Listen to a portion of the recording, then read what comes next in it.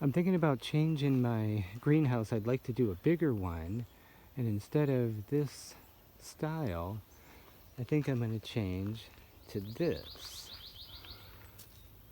I built a model. So it's going to be the same length, 16 feet, but this time 16 feet square. I'll use the same cattle panels right there that are arched. I'll just be able to extend them up and then put that little roof on.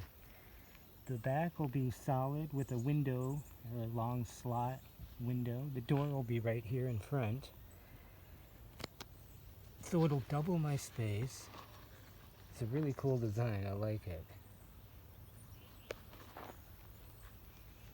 Took me a little bit to do the model, but it helps me understand how to build it.